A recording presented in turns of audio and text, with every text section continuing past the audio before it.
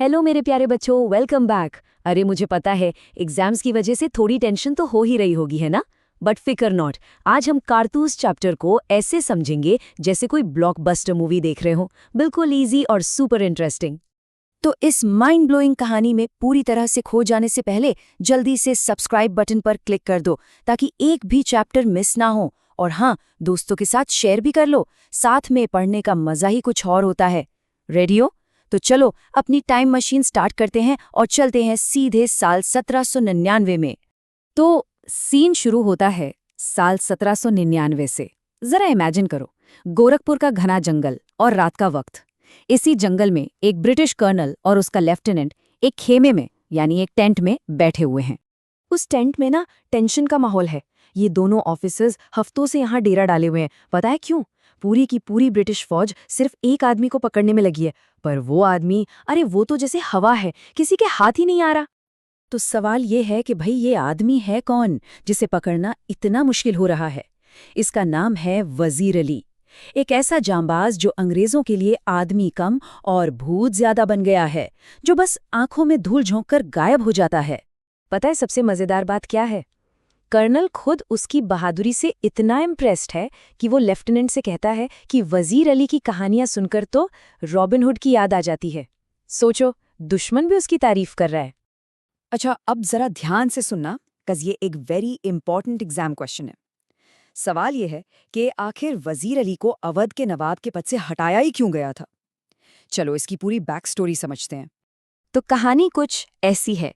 वजीर अली अवध के नवाब आसिफ-उद-दौला का बेटा था, मतलब गद्दी का असली वारिस, और उसे अंग्रेजों से सख्त नफरत थी। दूसरी तरफ था उसका चाचा सआदत अली। ये अंग्रेजों का दोस्त था और उसे सिर्फ अपनी ऐशो आराम की पड़ी थी। बस अंग्रेजों ने यही मौका देखा और वजीर अली को हटाकर सआदत अली को नवाब बना दिया। और बदले में सआदत अली ने क्या दिया? अपनी आधी जायदाद और 10 लाख रुपए नकद। अब पद से हटाने के बाद अंग्रेजों ने वजीर अली को बनारस भेज दिया। फिर कुछ समय बाद उसे कलकत्ता बुलाया गया। तो वजीर अली ने कंपनी के वकील से शिकायत की, लेकिन उस वकील ने उसकी बात सुनने की जगह उसकी बेइज्जती कर दी। और बस, वजीर अली ठहरा स्वाभिमानी। उसने अपनी बेइज्जती बर्दाश्त नहीं की, अपना खंजर निकाला और वहीं वकील का काम तमाम कर दिया। ये इंसिडेंट कहानी का एक मेजर टर्निंग पॉइंट था। वकील को मारने के बाद वजीर अली भागा नहीं, बल्कि उसने अंग्रेजों को हिंदुस्तान से ही बाहर निकालने का एक मास्टर प्लान बनाया। चलो देखते हैं कि उसका प्लान क्या था। उसका प्लान बिल्कुल क्लियर था। नंबर 1, किसी भी तरह नेपाल पहुंचना। नंबर 2, वहां अपनी फौज की ताकत को बढ़ाना। नंबर 3, अफगानिस्तान के बादशाह के हमले का इंतजार करना। और फिर अपने चाचा को हटाकर अवध पर कब्जा करना। और फाइनली अंग्रेजों को हिंदुस्तान से ही खदेड़ देना। कितना बड़ा प्लान था। तो चलो अब कहानी वापस आती है कर्नल के टेंट पर। कर्नल और लेफ्टिनेंट जब वजीर अली के इसी मास्टर प्लान पर बात कर रहे होते हैं ना, तभी कुछ बहुत ड्रामेटिक होता है।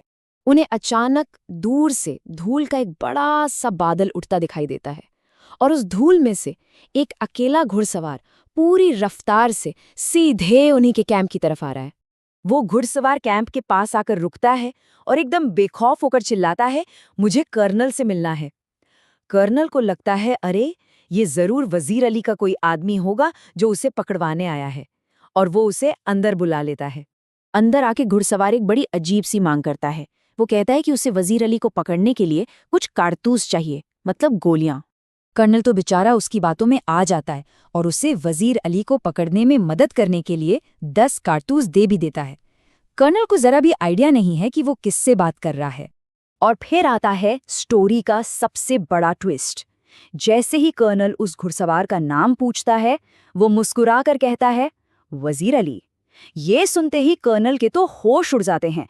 ये तो मतलब प्रो गेमर मूव था। दुश्मन के घर में घुसकर उसी से हथियार लेकर और उसी को धमकी देकर चला गया।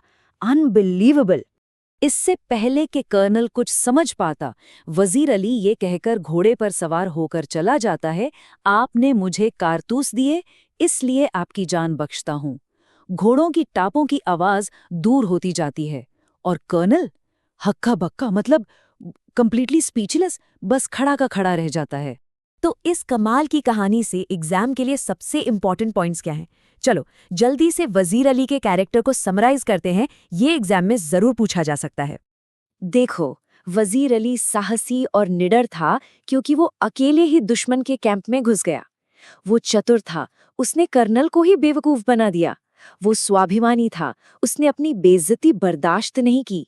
और सबसे जरूरी, वो एक सच्चा देशभक्त था जिसका एक ही मकसद था, देश की आजादी। और सबसे बड़ी बात जानते हो क्या है? कहानी के एंड में उसका सबसे बड़ा दुश्मन कर्नल खुद उसकी बहादुरी का लोहा मान लेता है।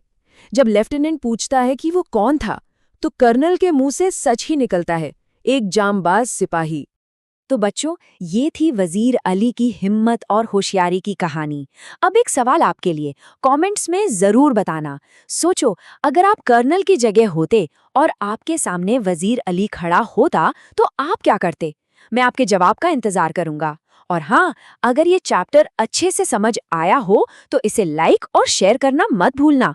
All the best for your exams.